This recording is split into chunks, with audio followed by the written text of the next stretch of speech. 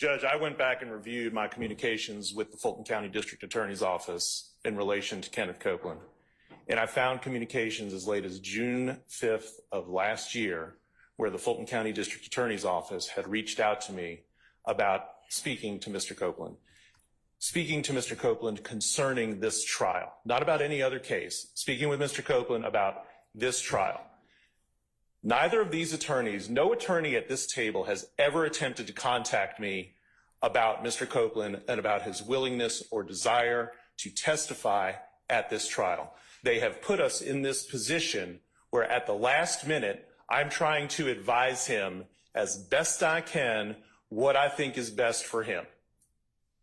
Had they exercised the slightest bit of professional conduct, we would not be sitting here having this conversation today.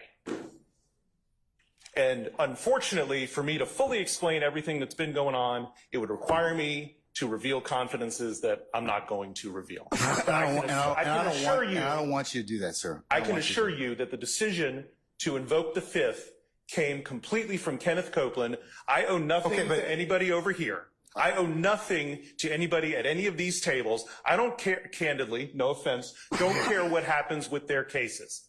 The only thing I care about is what happens to Kenneth Copeland.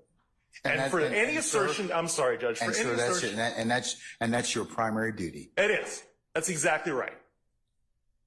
And for an assertion to be made that I or Mr. Copeland are somehow being influenced by somebody over here is absolutely ridiculous. I take great offense to it, and I can tell Ms. Love that I am going to the state bar to report her for contacting a witness that she knows to be represented by counsel. She and I have had conversations about Kenneth Copeland.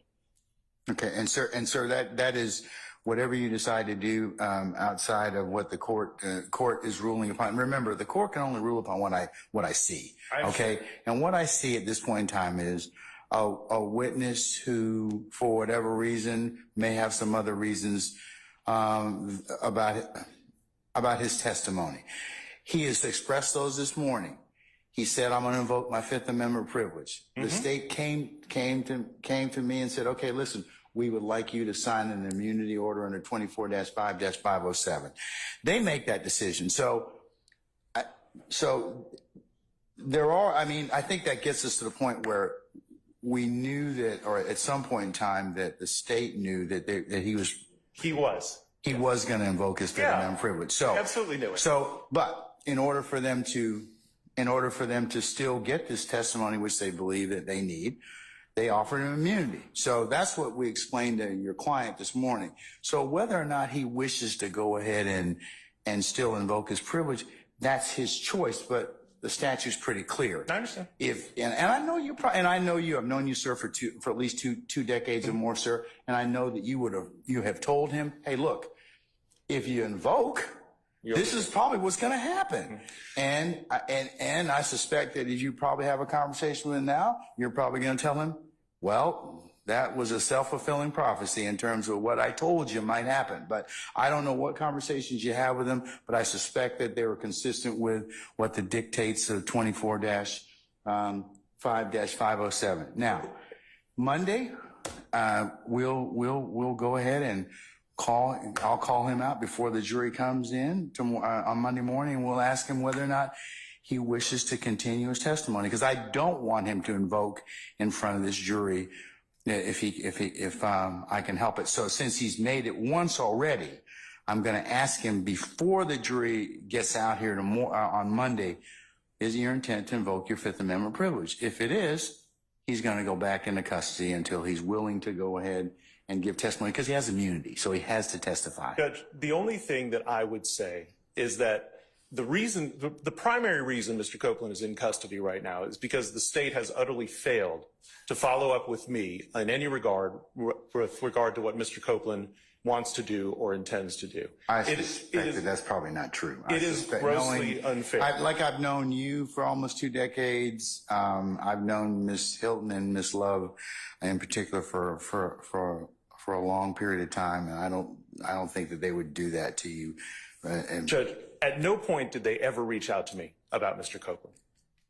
about Mr. Copeland's testimony here today. The last time I heard from anybody in the Fulton DA's office was June of last year. Ms. Hilton, did you reach out to Mr. Melnick?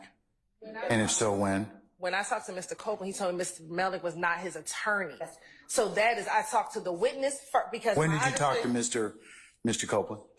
Last Friday, because my understanding prior to that is that Mr. Melnick had told Ms. Love that he wasn't his attorney. So when we went to go serve him, I understand that he did not have an attorney. When I met with Mr. Copeland, and this is Friday evening, Mr. Long and I went to go meet with him in the car. We said, hey, I think Mr. Melnick's your attorney. He said, Mr. Melnick is not my attorney. He said, I haven't even talked to him. And then that is when we proceeded to begin our conversations. Anytime that Mr. Copeland did not want to speak with us, we did not speak with him. We called him on Monday to see if he could come down here. He said he didn't want to come, or he didn't respond. We left it alone. On Tuesdays when we picked him up for the first time, on Tuesday when he did not take the stand, we went upstairs. We had some conversation. We left. Mr. Long took him back home, and then yesterday he came back down here with us again. We showed him some of the evidence that we were going to show him. And that was the extent of it. And if at any time Mr. Copeland would have told us he wanted his attorney present, we would have called Mr. Melnick. But our understanding was, one, he was not his attorney. Mr. Melnick disavowed being his attorney. And Mr. Copeland told me he wasn't his attorney. So that is what I based all of my decisions after. It was not until 6 o'clock last night, or whenever this email was sent from Mr. Melnick with Mr. Shard and Mr. Steele copied on it, that I get this idea that you've been talking to my client, and then my client is going to plead the fifth, which brought us here today. That has been what has happened since last Friday, Your Honor. All right. So we have a witness that may not have been totally candid, or may not have thought that he potentially needed you. And as things developed, Mr. Melnick, he decided, well, yeah, he does need you. But whether or not. And Your Honor, it's my understanding that Mr. Melnick called Mr. Copeland last night. So it wasn't even that Mr. Copeland called Mr. Melnick. Mr. Melnick so happens to call him the night before he's supposed to testify. So I don't know what has happened or what has transpired, but that is the extent of what occurred. So I'm not going to get into my conversations with my client. No, and I don't expect you to. But I do want to remind you, Mr. Melnick, as well as I reminded both sets of counsel, that you owe a higher duty of tribunal to me and the court than you do anybody else. So please don't, you as a professional advocate, don't put yourself in a position where you come cross purposes with the rules. Okay? Of course. And that sometimes has to be explained to witnesses and clients. Okay? All right. So that's where we are at this point in time. Is that Monday morning I will bring Mr. Copeland back out. It is, I don't relish the fact of holding him in contempt, but that's all I have at this point in time because he's been given immunity. So we'll take him up because that's our first session of court. We won't be having anything else until then. And Your Honor, I would like to ask that the court convey to Mr. Melnick, to convey to Mr. Copeland that he is subject to being committed and held in the Fulton County Jail until the end of this trial, because I'm certain Mr. Melnick, if Mr. Melnick wants to convey to us some of the concerns that he has, Mr. Melnick I'm certain is quite familiar with the statute under which the court has compelled Mr. Copeland to provide testimony. So there is nothing that we could do to Mr. Copeland regarding any testimony we elicit from him on the stand pursuant to the court's order under the statute that the court has cited, 245507. And that statute gives the court the ability and probably, depending on how the court feels about it, the absolute duty, given the necessity of Mr. Copeland's testimony, to hold Mr. Copeland in the Fulton County Jail until he decides to purge himself of the contempt of court by providing testimony. If Mr. Melnick would like to speak with Ms. Hilton or any other member of the state regarding his concerns about that order, which tracks the statute almost verbatim, then I would invite him to do so. Otherwise, as I've stated, I don't see it being in Mr. Copeland's best interest to be confined to the Fulton County Jail until the end of this trial. But I will leave those matters to Mr. Melnick, who at this time is asserting that he is representing Mr. Copeland. But again, that was not the understanding that Mr. Copeland had previously given to us. All right.